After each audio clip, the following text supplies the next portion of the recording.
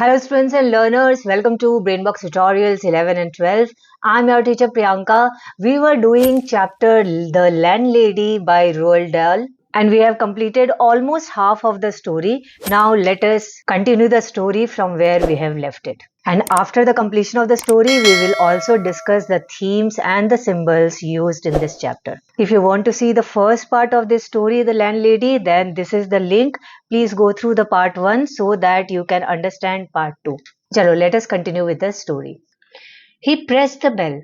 Far away in a back room he heard it ringing, and then at once, it must have been at once, because he hadn't even had time to take his finger from the bell button. The door swung open and a woman was standing there. And the author says that he pressed the bell and he could also hear the sound of the bell ringing, and it was so quick that in a fraction of a second he was not even able to take his finger from the bell button, and he saw that the door was opened by the woman, as if the woman was there only standing and waiting for the person to come. Normally you ring the bell and you have at least a half minute's wait before the door opens. This is normal. When you will hear the ring of the bell, whatever you are doing, you will close that, then you will go to the front door and open it. So it will take at least half a minute, at least 30 seconds. But this dame was like a jack in the box. He pressed the bell and out she popped. It made him jump. Dame is an elderly woman. And Jack in the Box, you must have seen it. It's a children's toy which features a figure that pops out of a box when the crank is turned or the lid is opened. So suddenly it pops out. Similarly, the lady, suddenly she popped out of the door and it made him jump. He was so surprised that it made him jump. She was, that is the lady, was about 45 or 50 years old, and the moment she saw him, she gave him a warm, welcoming smile. Please come in, she said pleasantly. She stepped aside, holding the door wide open, and Billy found himself automatically starting forward. The compulsion, or more accurately, the desire to follow after her into that house was extraordinarily strong. So now the lady said, please come in, and she moved aside so that he can easily enter. And Billy, how was he feeling at that time? The author says that he felt as if somebody was compelling him to come inside, or properly saying, more accurately saying, he had a desire to follow the instruction of the lady. That means even though the lady is saying it very welcomingly, very softly, please come in, but as if he wants to follow the instructions of that lady, because the lady is telling him to come in, that is why he is coming inside the home. I saw the notice in the window, he said, holding himself back. Then he said that I saw the notice in the window. So the lady says, yes, I know. Obviously she knows because she must have put the notice. I was wondering about a room. So he said that I needed a room.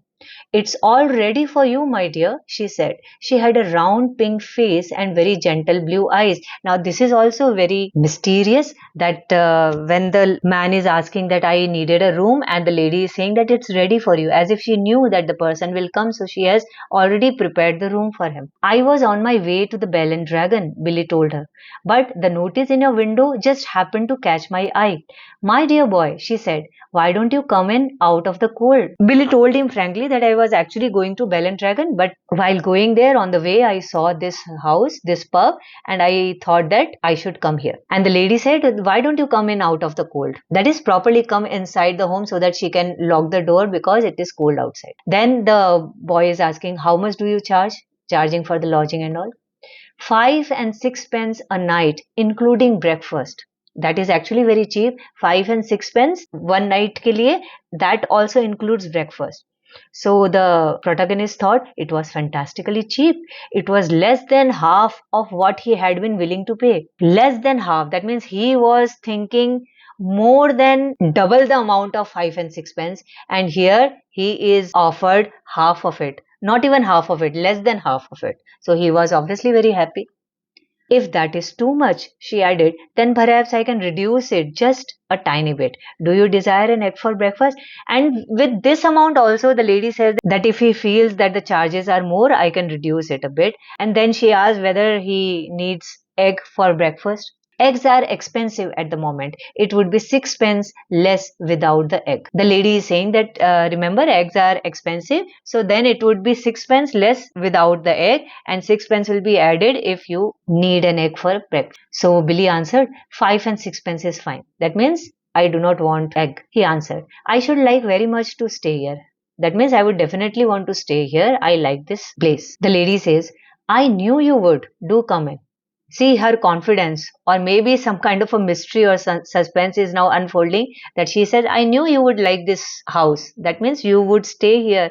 And that is what has happened. He was about to go to Bell and Dragon, then something happened, and he automatically, as if somebody is forcing him to come and ring the bell, he did that. Then he entered as if somebody is compelling him to enter. And now he said that I liked it. Maybe that is also a kind of a force that he did not realize. That is why she is saying that I knew you would like this. She seemed terribly nice. She looked exactly like the mother of one's best school friend, welcoming one into the house to stay for the Christmas holidays.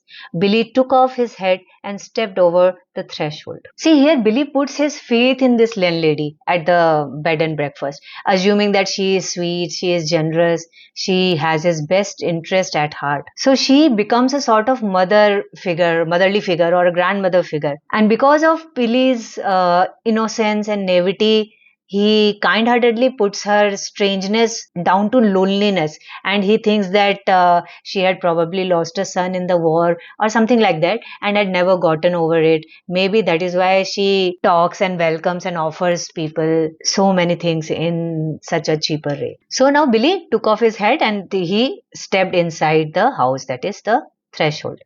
Just hang it there, she said, and let me help you with your coat. There were no other hats or coats in the hall. There were no umbrellas, no walking sticks, nothing. We have it all to ourselves, she said, smiling at him over her shoulder as she led the way upstairs. You see, it isn't very often I have the pleasure of taking a visitor into my little nest. So when the landlady said that remove your coat there and keep your hat and coat there, he saw that in the hall, or in that rack, there was no other hats or coats. That shows that there was nobody in the house at that time. No umbrellas, no walking sticks, nothing were there. That means nobody is there. He is alone with that landlady. And then smilingly she says that it is very rare that I have a pleasure of inviting a visitor in my nest. Now see, little nest. Now nest here is also an indication or a symbol of a suspense. Something mysterious, something horrifying is going to happen. How? See, nest here symbolizes a web made by either a wasp or a spider who is waiting for its prey to get trapped in that web, in that nest. So here the lady is like that spider or wasp who is waiting for an insect to get trapped. That is why she is calling her home, her pub, as a nest. The old girl is slightly dotty, Billy told himself, but at 5 and 6 pence a night, who cares about that? I should have thought you'd be simply swarmed with applicants, he said politely. Dotty means a person who is a bit eccentric, slightly mad kind of a person. So Billy notices immediately that she is a bit dotty. Yet he underestimates her hugely, believing that, okay, she will be harmless because she has been so kind and generous. So he asked the lady that I thought that this particular place would be overflooded with applicants. That means all the people will be willing to come here and stay here because it's such a cheap place. So she says, oh, I am, my dear. I am, of course I am. But the trouble is that I am inclined to be just a teeny weeny bit choosy and particular. If you see what I mean. Teeny weeny means tiny bit of choosy. I am choosy in selecting what kind of a customer or visitor should stay in my pub. That is also a bit odd. But Billy does not react to that. He just says, ah, yes. But I am always ready. Everything is always ready day and night in this house, just on the off chance that an acceptable young gentleman will come along. But she says that although I am very choosy in offering this house to somebody for rent, but it is always ready. Day and night it is always ready because I feel that any time a person can come whom I would like, who will be acceptable, and then he should find the room and the house congenial. And it is such a pleasure, my dear, such a very great pleasure when now and again I open the door and I see someone standing there who is just exactly right. And then she, as if she is trying to impress that boy, or just wants to show that boy that she is such a kind hearted woman, and that person, that is Billy, is the perfect man which she needed as a visitor. So she says that when I open the door and I see somebody like you wants to stay in this house, I would never say no. She was halfway up the stairs and she paused with one hand on the stair rail, turning her head and smiling down at him with pale lips. Like you, she added, and her blue eyes traveled slowly all the way down the length of Billy's body to his feet and then up again. On the second floor landing, she said to him, "This floor is mine." Now, see, here also a bit of suspense comes that she was talking to Billy and they were moving upstairs. Suddenly, she stopped, she looked behind, and she just said this to Billy, that I like you. I like you means something fishy is there. As we will move further in the story, we'll get to know that the lady is a murderer. And if she says that she likes Billy, that may mean that Billy is the perfect candidate, next candidate for getting murdered. Then on the second floor, she said, "This whole floor is mine." They climbed up another flight, that is, they came to third floor. "And this one is all yours. Third floor is all yours," she said. "Here is your room. I do hope you will like it." She took him into a small but charming front bedroom, switching on the light as she went in. So she showed the room to him and she said that this whole third floor is yours. "The morning sun comes right in the window, Mr. Perkins. It is Mr. Perkins, isn't it?" "No," he said, "it's Weaver." So the lady is saying the morning sun comes right to the window and then she forgets the name of Billy Weaver. So she says, "Mr. Perkins, is it Mr. Perkins? Are you Mr. Perkins?" So Billy reminds her that no, it's Weaver, Billy Weaver. "Mr. Weaver, how nice. I have put a water bottle between the sheets to air them out, Mr. Weaver. It's such a comfort to have a hot water bottle in a strange bed with clean sheets. Don't you agree? And you may light the gas fire at any time if you feel chilly." We see the hot water bottle in all the hilly areas, all the cool places which they put inside the blanket or inside the bed sheet so that the bed remains warm for long period of time, that is 5 or 6 hours, so that they can sleep peacefully in warmth. So that is what she says, that I have put a water bottle already inside the sheets so that you can get that hot or that warmth inside the bed. "Thank you," Billy said. "Thank you ever so much. I mean, thank you very much that you are taking so much care of me."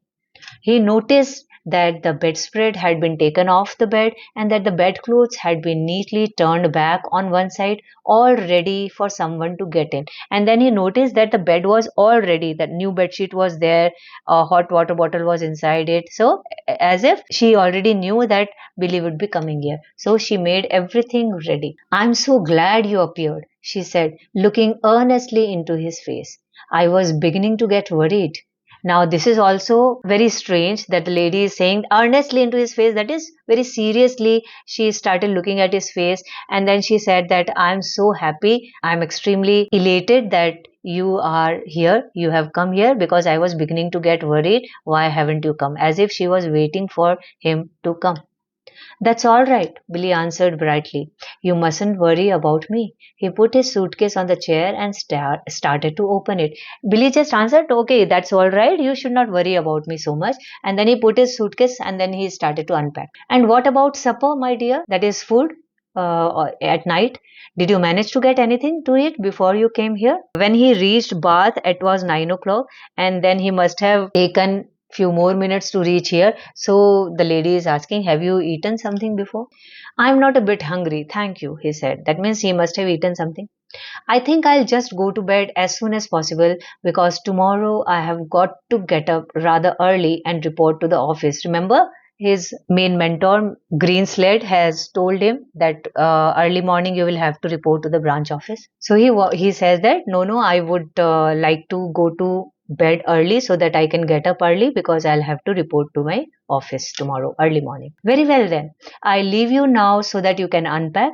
But before you go to bed, would you be kind enough to pop into the sitting room on the ground floor and sign the book?" Sign the book as sign the register.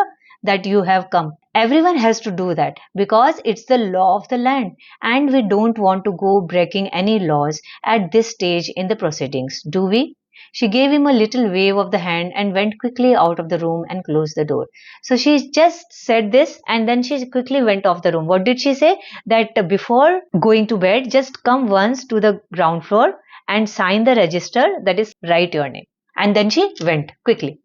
Now, the fact that his landlady appeared to be slightly off her rocker. Off rocker means someone who behaves in a very strange or a very silly way that looks insane. So that is called off rocker. So she was also behaving in a very strange way. Now, since Billy has noticed immediately that she is a bit dotty, then later now she appears to be slightly off her rocker. Okay.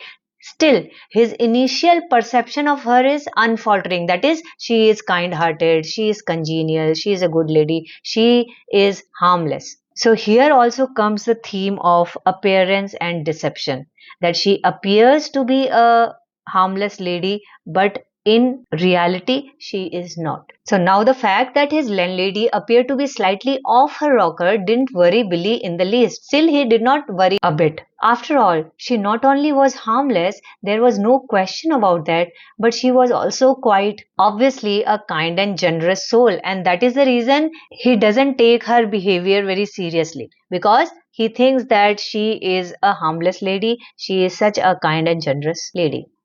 He guessed that she had probably lost a son in the war or something like that and had never gotten over it. So a few minutes later, he has already guessed this. First of all, when he met this lady, and because she was being so generous, he thought that maybe she has lost a son. That is what he is saying here again, that she had probably lost a son in the war. The story was written in 1959-1960. That was after the Second World War. So that is what he is thinking. So that is what Roald Dahl has here written about that war, that Billy must have been thinking that she probably had lost a son in the war, Second World War, or something like that, and that is why she is so kind and generous to every visitor she has. So a few minutes later, after unpacking his suitcase and washing his hands, he trotted downwards to the ground floor and entered the living room. After doing his work and before going to bed, he did what was told by the lady. He came downstairs to the ground floor and then he came inside the living room. His landlady wasn't there, but the fire was glowing in the hearth. Fire was still there in the fireplace. Landlady was not seen there, and the little dachshund was still sleeping soundly in front of it. So he saw exactly what he saw earlier when he was peeping through the window, that the fireplace, the fire was burning, a little dog was sleeping there. Still the fire is burning in the fireplace and the little dog is sleeping there. The room was wonderfully warm and cozy. It felt good. I'm a lucky fellow, he thought, rubbing his hands. So he felt good that at least I have found a good place in a city where he is alone, where he knows nobody. This is a bit of all right. He found the guest book lying open on the piano. So he took out his pen and wrote down his name and address. There were only two other entries above his on the page. And as one always does with guest books, he started to read them. So he saw that one guest book is there on the lying open on the piano. So he took the pen and started writing his name and address. So in the guest book. So when he started writing his name, he saw that two other persons' names are also written in that guest book. So out of curiosity, he wanted to know who were those people. Maybe he knew them. One was a Christopher Mulholland from Cardiff. The other was Gregory W. Temple from Bristol. So these were the two persons. First name was of Christopher Mulholland. He was from Cardiff, and the other was Gregory W. Temple from Bristol. That's funny, he thought suddenly. Christopher Mulholland. It rings a bell. It rings a bell means it reminds me of something. Okay, so the story has reached a very interesting point. And here we come to the end of part 2 of this story, The Landlady. Third and the final part contains a nail-biting, thrilling ending. So do not miss it. And we will also discuss the themes and the symbols used in this particular chapter, which are also very important for you all. So we'll meet soon in the next part. Till then, keep preparing, keep practicing. And if you have liked this video, give a thumbs up and subscribe my channel. Share it with your friends because sharing is caring. Bye-bye. Jai Hind.